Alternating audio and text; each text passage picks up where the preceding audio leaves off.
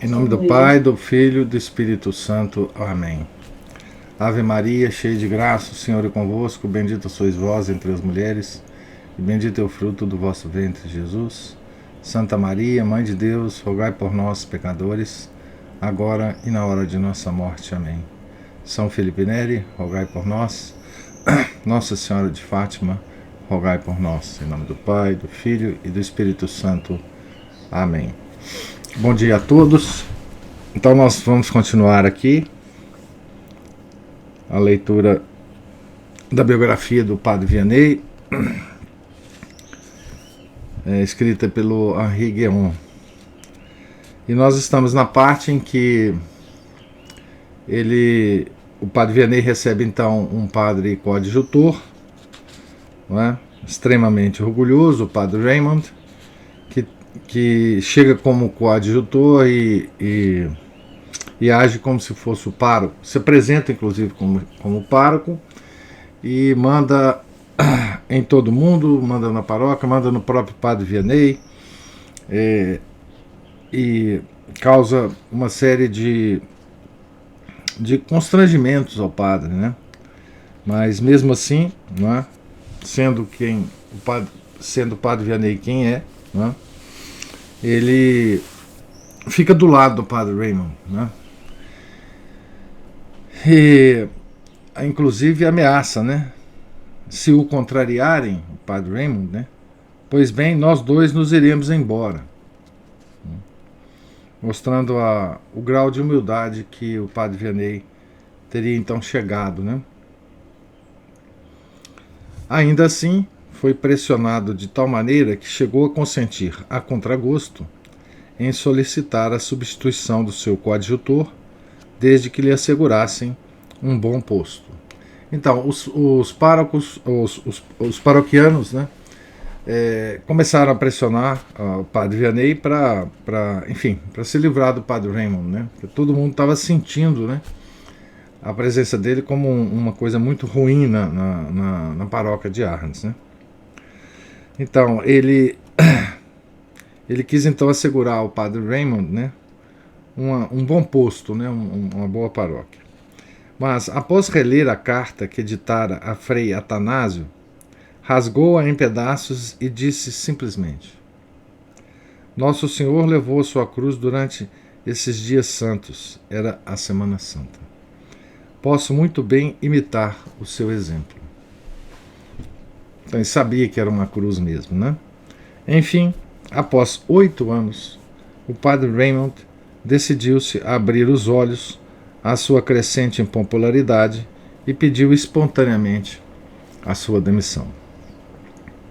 Um santo não pode ser substituído senão por outro. Foi nomeado para outra paróquia. O Padre Vianney, que chorou a sua partida, escreveu-lhe no dia seguinte: O senhor me foi tão útil, fez-me tantos favores, que cativou o meu coração.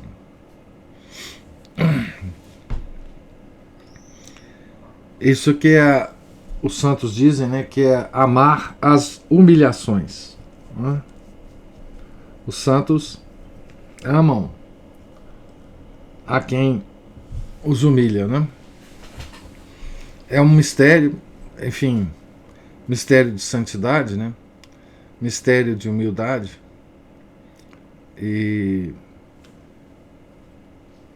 para nós, pobres mortais, isso talvez seja um dos mistérios mais complexos, né? Da gente entender, porque fere a parte mais sensível nossa, né? Que é o nosso orgulho, né?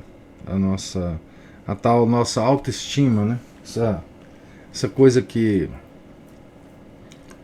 foi tão deturpada, né, pela modernidade, né? E pela psicologia moderna, etc, etc, né? Dizem que nós temos que ter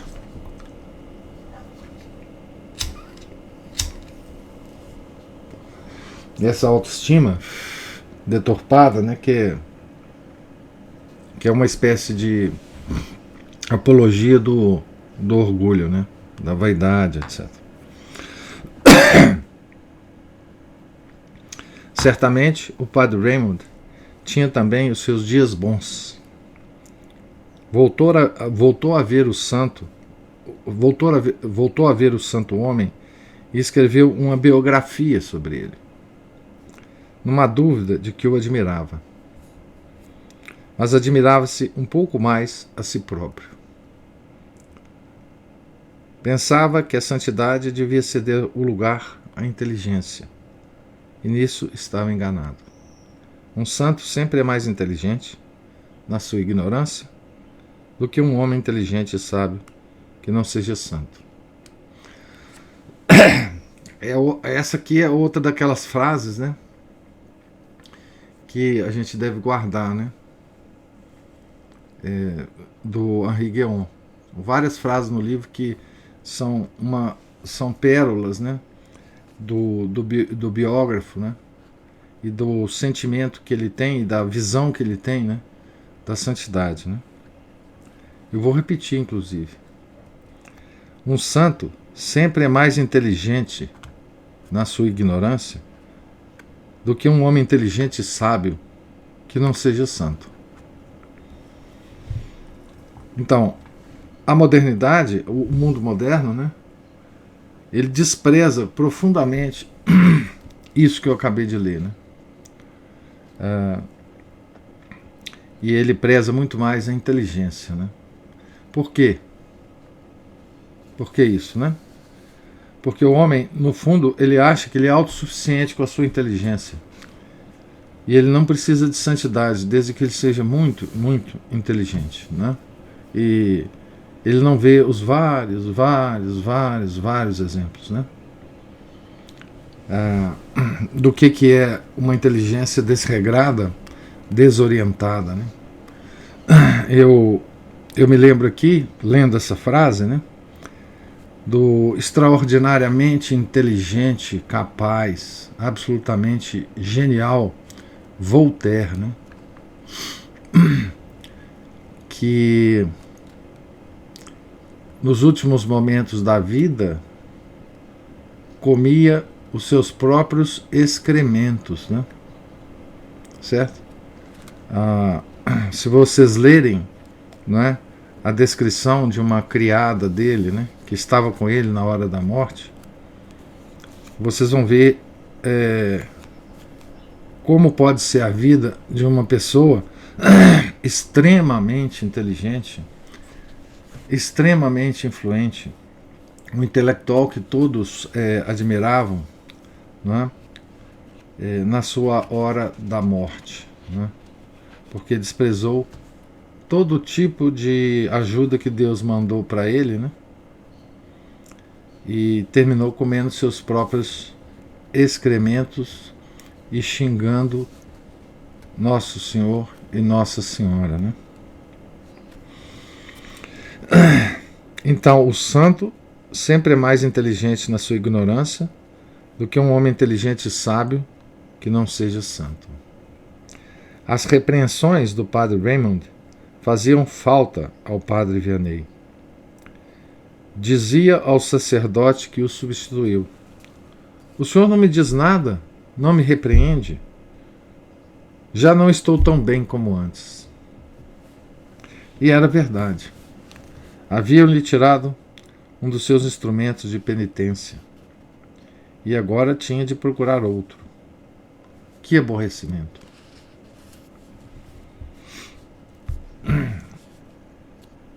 Esse caso do padre Raymond, né, e do padre Vianney, ele traz tanto ensinamento para a gente, que a gente vai absorvendo isso ao longo das releituras que a gente for fazer, né, desse trecho do livro, ou mesmo do livro todo, né. É difícil antecipar, né, o que cada um vai absorver desse caso e da reação do padre Vianney, né. A maior das penas. Agora então nós vamos ver um outro desgosto profundo porque passou o padre Vianney.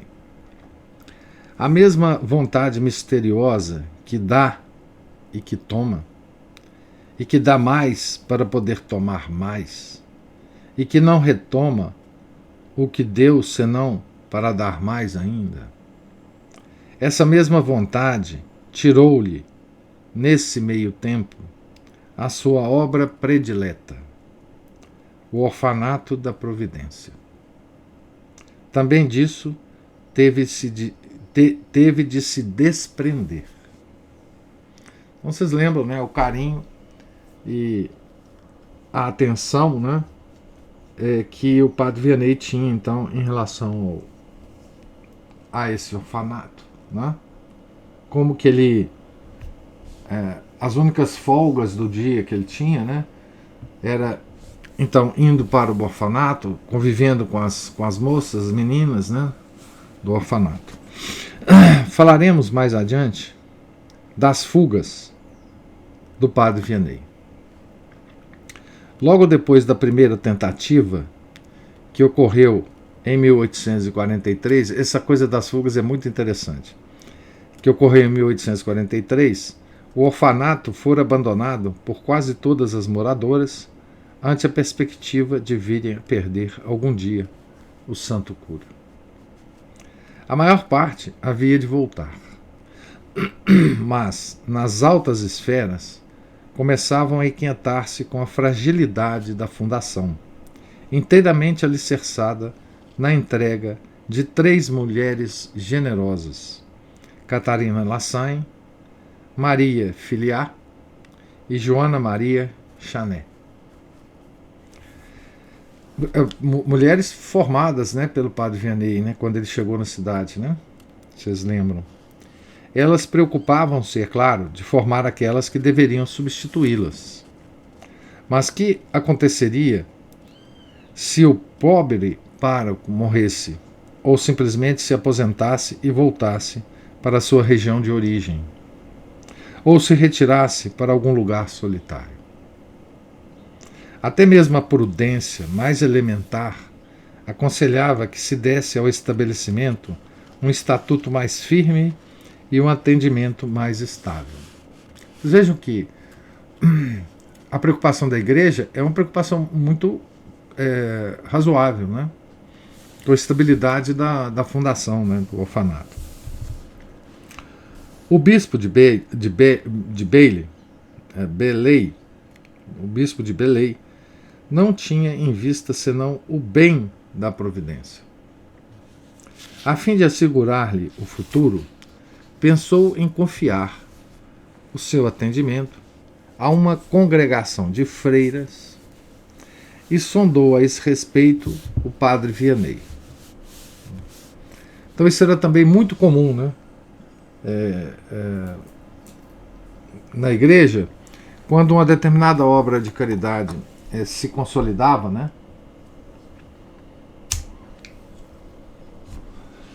Os bispos da região tentavam associar essas obras de caridade a alguma coisa mais perene, né? mais estável. Perguntemos a uma artista. Olha a metáfora interessante que o Henri Guéon usa, né? Perguntemos a uma artista que talhou ou modelou a obra das suas mãos com todo o amor de um pai, se estará disposto a deixar que outro a leve a cabo, à sua maneira. O padre Vianney já não tinha muito espírito próprio e nenhuma vaidade como autor ou fundador. Mas não se tratava disso. A sua providência era um pedaço da sua vida, uma peça indispensável ao funcionamento do seu apostolado. Lá se rezava por ele, lá se sofria por ele. Não demonstrara o céu a que ponto lhe era cara, realizando até milagres por ela? Quando saía do seu confessionário, esmagado, dilacerado pelas misérias e pela vergonha do pecado, corria a refugiar-se, por uns poucos instantes que fosse, nesse asilo onde não entrava o pecado do mundo, onde se respirava um ar puro. Era lá que lhe serviam a batina e lhe preparavam as refeições. Boas demais para ele, mas demonstração clara da caridade das cozinheiras. Era lá que dava suas aulas de catecismo, única ocasião diária que tinha de pregar em público a palavra que alimentava os corações. Evoquemos o quadro. Na sala do andar térreo, que se comunica à esquerda com o corredor, todas as meninas estão enfileiradas diante dele. Os peregrinos que o seguiram comprimem-se em pé à porta, ou do lado de fora das grandes janelas que dão para a sala, para a rua. Lá, das 11 ao meio-dia, ele volta a ser criança. E como uma criança fala àquelas que, como ele, são crianças segundo o Evangelho. Quase que chega a pensar que nos olhares delas, que nunca estiveram velados pela sujidade, ele sorve a verdade quanto pode e depois averte a sua volta quanto pode. É uma troca perfeita, tal como talvez só exista entre os anjos e os santos do céu. Os forasteiros sentem-no e não se cansam de contemplar esse espetáculo. Que é preciso mudar nesse paraíso de inocentes? Devia perguntar-se o santo apóstolo. Então, aqui é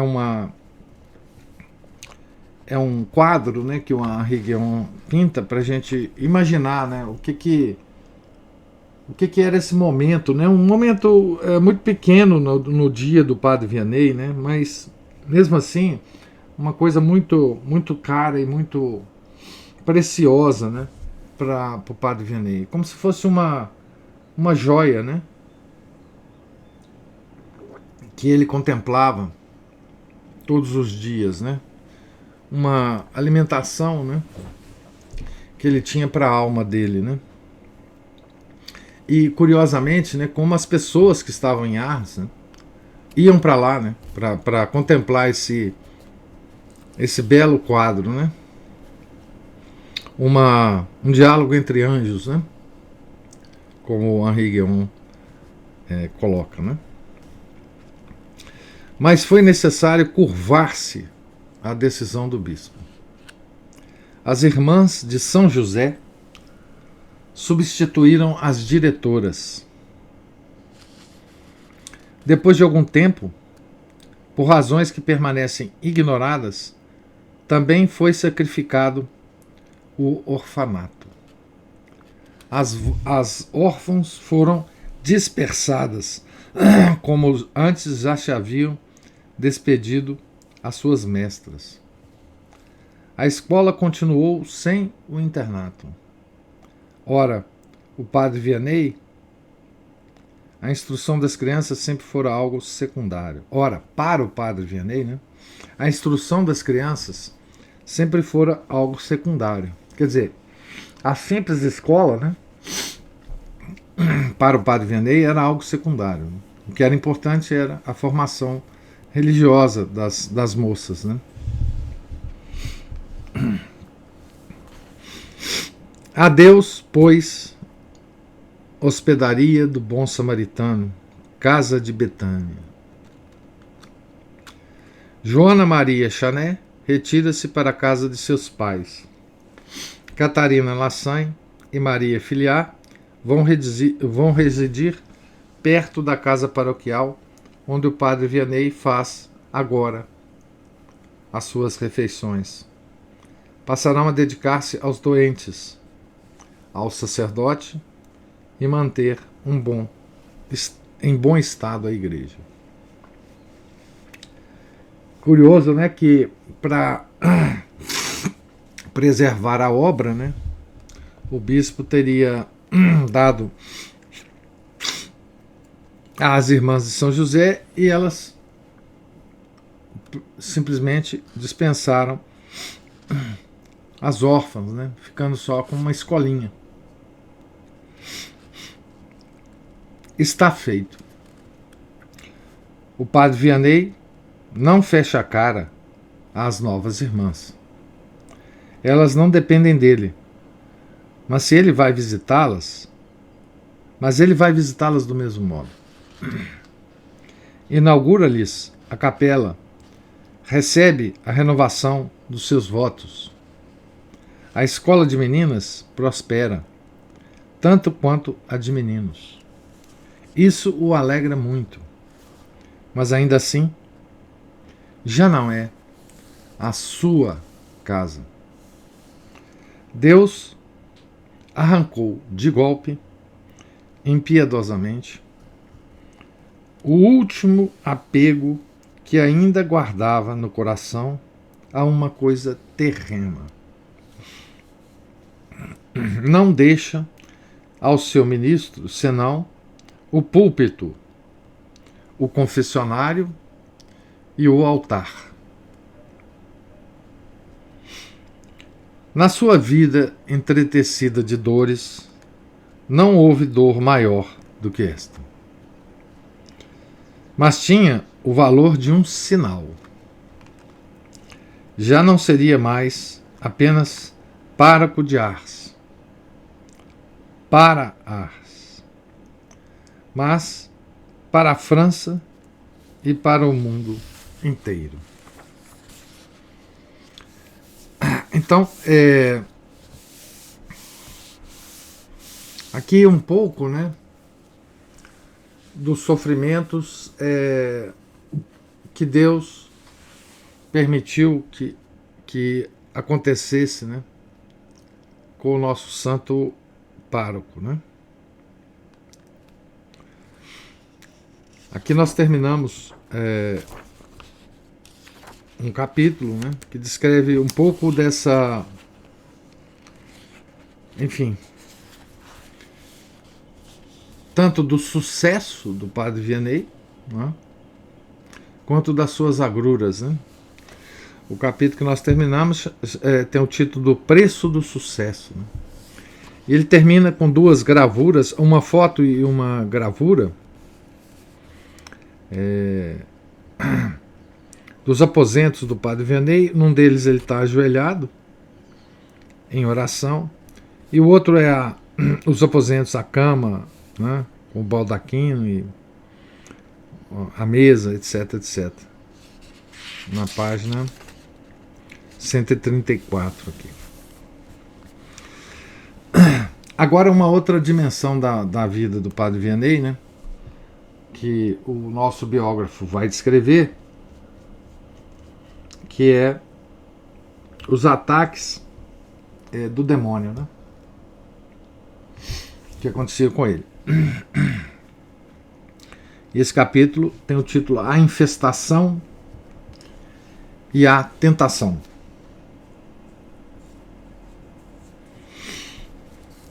O demônio. Nenhum santo deixou de ser tentado.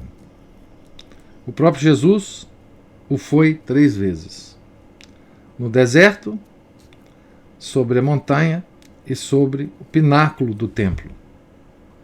Em vão.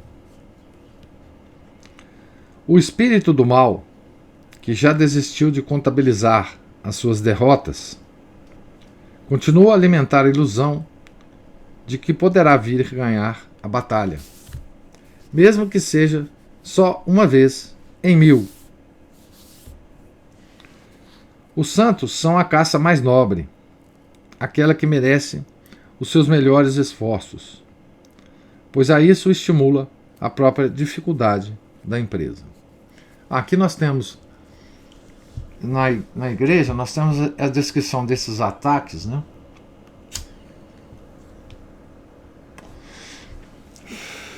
desde o início da igreja, né? Enfim, com Nosso Senhor, né? Mas com seus vários santos, né? Por exemplo, são famosos, né? Na descrição de Santo Atanásio, né? Os ataques do demônio a Santo Antão do deserto, né? Os monges do deserto, as descrições são muito interessantes, muito vivas, né? Dos ataques do demônio a esses monges do deserto, lá no século II, III, né? Santo Antão descreve na biografia que ele escreveu, desculpe, Santo Atanásio descreve na biografia que ele escreveu de Santo Antão, né? Esses ataques, né? Ataques físicos, né?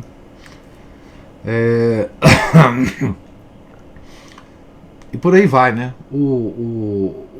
A descrição que ficou mais recente, né? Que ficou mais na mente, na nossa mente, né? Pelo menos na minha, foi os ataques, por exemplo, ao Padre Pio de Pietrelcina, né? Também ataques físicos, né? E por muitos anos, né? Esses ataques aos santos, eles duram muito tempo, né? Parece que Padre Pio, por exemplo, só muito próximo da morte, né? Esses ataques cessaram, né? E com o Padre Vianney não foi diferente, né? Não lhe custa ao demônio, né? Grande esforço vencer as almas comuns. Nós, né? Escravas do seu corpo e pouco preocupadas com seus fins últimos. Dizem que o demônio agora não tem muito trabalho, né? Porque todo mundo está sob a influência dele, né? Todo o mundo, né? Então hoje ele tem tido menos trabalho, né? E engraçado, isso não é metáfora, né? Aquele famoso exorcista de Roma, né, o padre Gabriele Amorth, ele fala isso numa das suas dos seus livros, né? O demônio está meio sem fazer nada hoje em dia, porque todo mundo está sob o seu poder, né? Ele não tem muito trabalho, né? Um piparote no orgulho, uma imagem sedutora apresentada aos olhos do desejo, um leve estímulo à cupidez e a alma rola encosta abaixo. Então, isso aqui é um tipo de influência demoníaca que não é exatamente uma possessão, né? O Padre Gabriele diz isso muito bem, né? Os casos de possessão são raros, né? Mas essa influência demoníaca sutil, né, é permanente, né? E as almas comuns rolam em costa abaixo, né? Com essas induções, influências, né? Daí a nossa ainda maior preocupação com o alerta que foi feito por Nossa Senhora de Fátima, o pedido que foi feito por Nossa Senhora de Fátima, para que nós rezássemos o terço, né? O terço é um dos grandes inimigos do demônio, uma das grandes armas que nós temos, né? Na fissura que o pecado original abriu e que os pecados de cada homem alargam, basta-lhe ao demônio introduzir de tempos a tempos o dedo, somente para ter certeza de que continua bem aberta. Bem aberto o sulco, né, do pecado. O hábito do pecado já faz o resto. O hábito do pecado. Né? A armadura de um santo não é perfeita. Mas a graça, a oração, a penitência, as boas obras trabalham constantemente para consertá-la e para consolidar-lhe os pontos fracos. Para descobrir as fissuras onde introduzir a ponta do punhal, é necessário um golpe de vista, uma habilidade que, por vezes, é superior à dos próprios anjos. Ora, o espírito do mal, o príncipe deste mundo, e os seus inúmeros subordinados, não são, como sabemos, nada mais do que anjos decaídos. E a queda não lhes mudou nem o ser, nem a maneira de ser. E nem o seu poder, né? Angélico. Vagueiam pelo mundo e com a permissão de Deus, a fim de perder-nos. Então, sem nos impressionar muito, né? Porque também quando a gente fica muito impressionado, né, com essas coisas, a gente faz a parte do demônio. Essas influências, elas ocorrem permanentemente conosco, né? Então, quando a gente fala em influência demoníaca, a gente pensa na possessão, né? Pensa lá no filme O Exorcista, pensa lá naquele filme da Emily Rose, eu não sei como é que chama o filme, mas enfim, a gente pensa nos fenômenos mais intensos, né? E a gente se esquece desses fenômenos sutis, né? Das influências demoníacas sutis, né? Que ocorre permanentemente conosco, né? Em geral, mantêm-se escondidos e executam os seus desígnios sem se revelarem. Então, em geral é assim, né? Sabem que o homem preza a sua liberdade e que não recusou submeter-se à graça de Deus para depois obedecer servilmente a um outro mestre. Repete, por favor, pede o Samuel aqui. Não sei exatamente o que é que ele quer que eu repita, mas o que eu disse é o seguinte: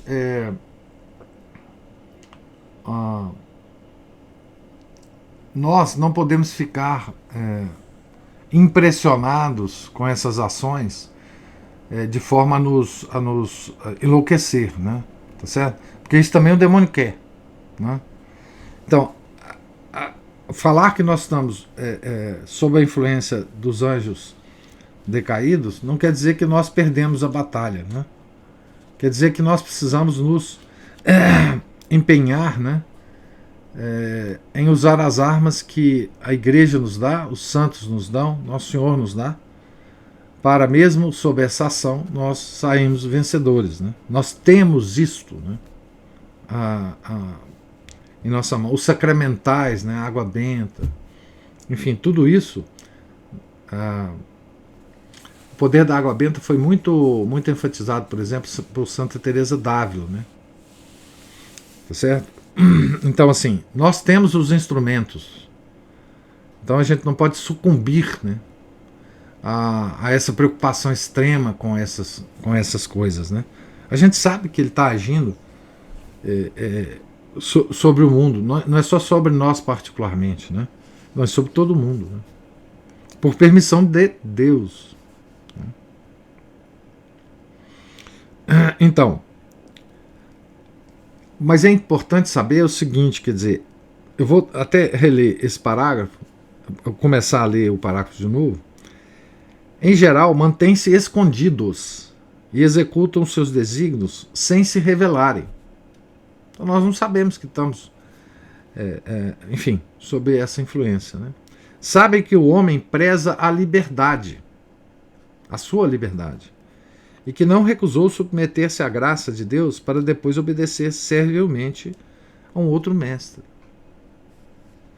Tem medo de que os reconheça, tem medo de assustar ao homem, né? Assumem, portanto, a aparência das suas inclinações naturais, das suas falsas razões, das suas fantasias. Então é aí que o demônio nos pega. Tá certo? É aí que ele nos influencia, né? E ele conhece muito bem essas fraquezas. Agora, outra frase importante do livro, né? Pra gente, enfim. Um homem não desconfia daquilo que lhe parece nascer de si próprio. Então, uma das coisas mais interessantes dessa ação, né, é que a ação dele parece que é nossa a ação, que nasce de nós mesmos, né? Que nós mesmos que concluímos que é certo fazer isso ou aquilo, né? Um homem não desconfia daquilo que lhe parece nascer de si próprio. Por isso que o demônio não fica aparecendo para nós toda hora e mandando a gente fazer as coisas. Porque ele sabe que isso aí não ia dar resultado. Então ele faz com que a vontade dele, os desígnios dele, nos pareçam, né, decisões nossas. Porque aí nós ficamos tranquilos. Porque aí nós achamos o quê? Que nós estamos exercendo a nossa própria liberdade. Então, a sutileza, né, do espírito maligno é se disfarçar, né? É não aparecer. Ele só aparece em casos extremos, como a gente vai ver aqui. Um caso extremo do padre Vianney, né? Tá certo?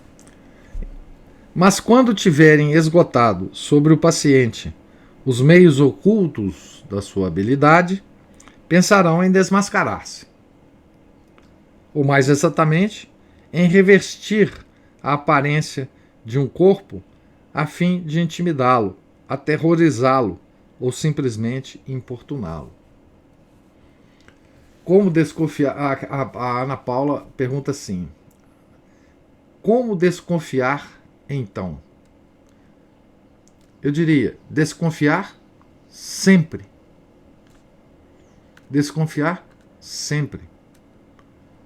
Rezar sempre. Pedir a Nossa Senhora sempre que nos oriente. Não é? Toda a ação que a gente faz, principalmente aquelas que a gente considera ações boas, a gente sempre pedir a Nosso Senhor o seguinte: olha, Nosso Senhor, se essa ação não for boa, não permita que eu a faça. Né? Porque é atrás das ações que a gente imagina que são boas é que pode esconder algum truque do maligno. Tá certo? É simplesmente colocar na mão de Deus, né, as finalidades e os objetivos das nossas ações boas. Porque se a gente sabe que a ação é má, a gente já tem a assinatura do maligno. Né? Mas ele também disfarça, ele nos engana, fazendo com que a gente haja achando que estamos agindo bem, mas nós não estamos. Então não há como, não é, a gente descobrir isso se não nos colocando sob a proteção de Nossa Senhora. Né? Olha, estou achando que eu estou fazendo bem, Nossa Senhora.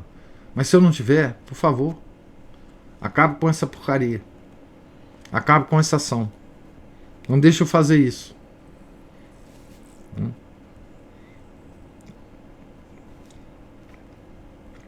Então, Então, quando o espírito maligno não deixa a gente, não vê que não tem nenhum poder sobre nós, ou sobre alguém, né?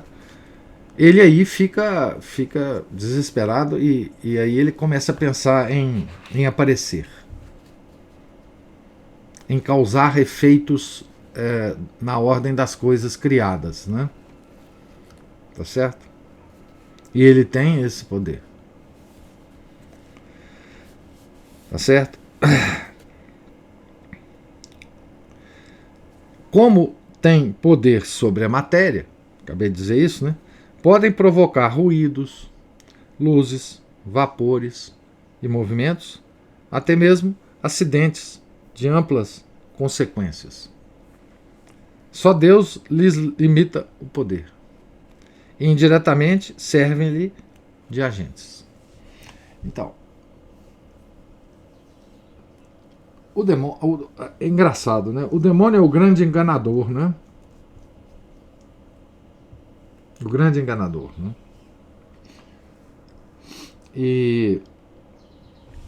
Mas ele, curiosamente, ele age de acordo com a grande enganação, né? Ele acha que está agindo em nome próprio, sempre quando ele age. Mas ele está agindo por permissão de Deus e, de certa forma, em nome de Deus, né? O demônio nunca age, né? Por si mesmo. Ele não tem esse poder. Se vocês lerem lá o livro de Jó,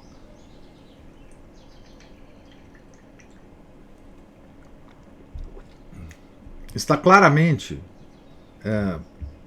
dito lá no livro de Jó, né, que as terríveis tentações que Jó sofreu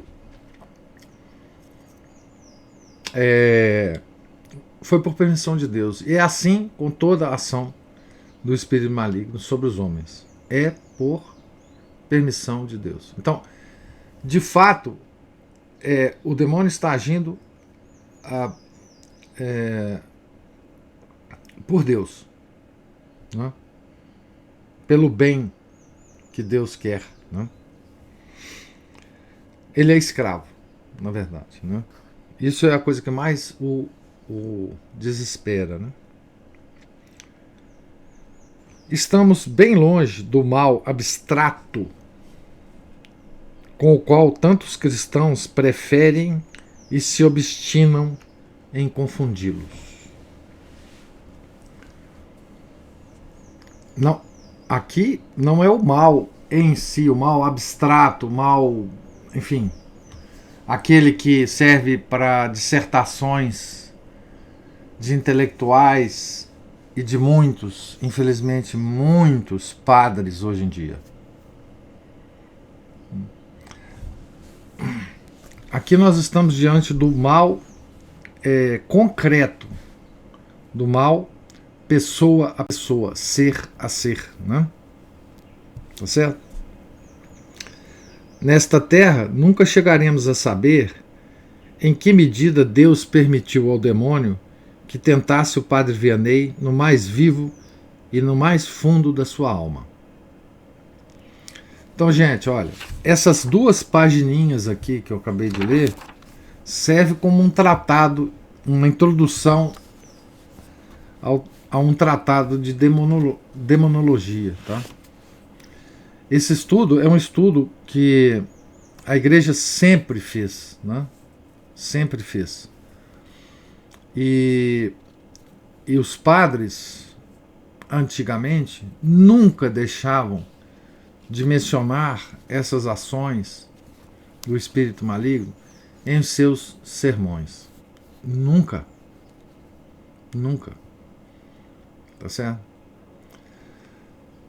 Em qualquer comentário de evangelhos, em qualquer sermão, em qualquer palestra, né, que os padres antigos faziam, os bons padres antigos, né, eles sempre encontravam uma forma de introduzir na palestra, no sermão, na conversa, esta ação demoníaca. Os cristãos católicos,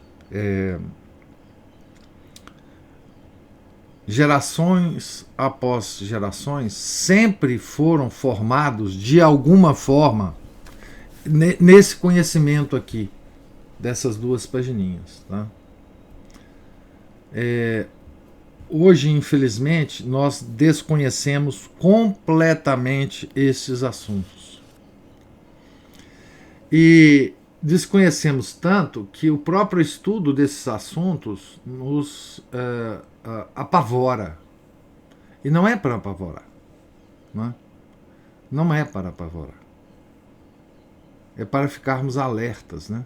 Então, assim, é muito difícil hoje, inclusive, levantar esse assunto em círculos católicos, né? Porque assim, as pessoas, elas nem dormem depois, assim, elas nem, né? Porque elas ficam sempre imaginando casos de possessão, o demônio aparecendo na casa dela, enfim. E hoje nós temos também, na verdade nós sempre tivemos, mas nós temos principalmente no Brasil, nós temos uma tradição trazida pelos escravos africanos, né?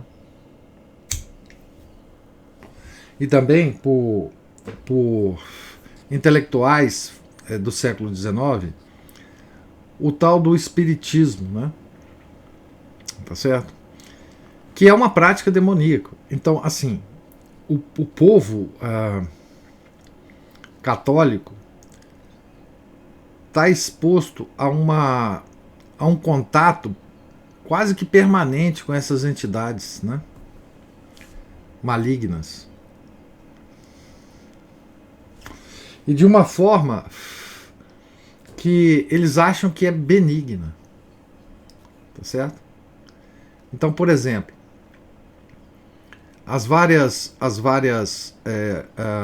os vários fatos que acontecem, por exemplo, num centro espírita, são demoníacos, né? Eles são verdadeiros, né? As descrições que a gente tem são muito precisas, né? De efeitos físicos, de curas, inclusive, né? Porque nós temos uma atitude gnóstica em relação a essas entidades espirituais, né? Nós achamos, como todos os gnósticos de todos os tempos, que a matéria é má, mas o espírito é bom. Então, tudo que é espiritual, para nós, é uma coisa boa. Se é espiritual, é bom. E isso nunca foi pensamento católico. Aliás,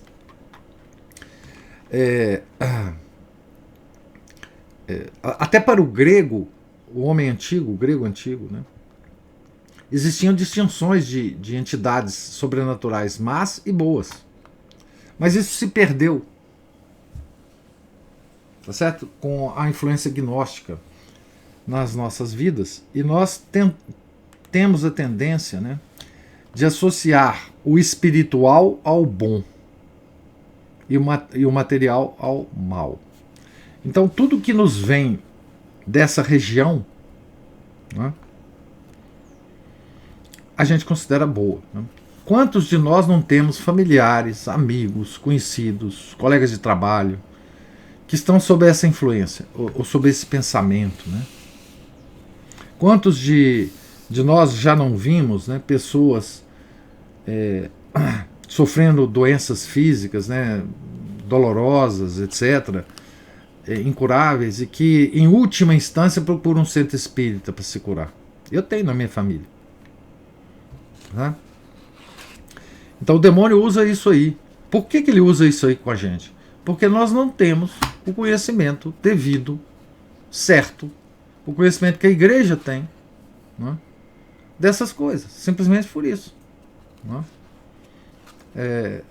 É simplesmente porque nós não ouvimos mais esse ensinamento sendo reverberado, né, nos púlpitos das igrejas. Né? Nós vemos, por exemplo, né, interpretações de padres hoje, quando o evangelho é sobre a expulsão dos demônios, por exemplo, né, que isso aí é uma metáfora, que isso aí não é, na verdade, expulsão dos demônios, mas é uma cura de uma perturbação mental que Nosso Senhor fez, né? Aquele negócio do Nosso Senhor, o grande psicólogo, né? O maior dos psicólogos do mundo. Ele não estava tratando ali com entidades demoníacas, não. Isso aí é coisa que só quem acredita nessas coisas são pessoas retrógradas, né? Que acreditam em lendas, né? Então, essas pessoas, esses padres, eles estão fazendo o trabalho do demônio, nos convencendo que o demônio não existe, que essas influências não existem, né? Que nós não somos modernos o suficiente, inteligentes o suficiente, né, para ver que isso não é, na verdade, demônio. Nosso Senhor não expulsava demônio. Ele curava psicologicamente as pessoas, né? E tem também, hoje nós vivemos sob a ação da psicanálise, né? Nós trocamos, né? No século XX, a partir do final do século XIX, os católicos trocaram o confessionário pelo consultório de psicólogos. Né? Nós resolvemos os nossos problemas nos psicólogos, não nos confessionários. Então, muitos desses casos, né, são tratados como casos psicológicos. Né? Tá certo? Não quero dizer que nós não devemos desprezar os conhecimentos da psicologia verdadeira. Né? Inclusive, o padre Gabriel Amorth conta nos livros dele que ele próprio trabalhava com um conjunto de psicólogos para justamente ajudá-lo a discernir se o problema era de fato psicológico ou se o problema era de alguma influência demoníaca. Né? Mas o que acontece hoje em dia é que isso desapareceu. Né? E a gente só vê isso hoje, na verdade, na vida dos santos. Né? Descrito na vida dos santos. E essa parte inicial aqui é muito interessante, porque ela vale como eu já disse, um pequeno tratado, né, sobre esse assunto. E eu admiro muito o Henri Guéon, porque ele tem as ideias corretas sobre o caso, né? Certo? Então, não é para ninguém ficar impressionado, mas é para a gente começar também a ficar atento, né, para essa coisa. Né? E rezar sempre, pedir Nossa Senhora sempre a proteção, né? E pedir que ela nos dê o discernimento. Aliás, discernimento dos espíritos, né, que é uma expressão teológica.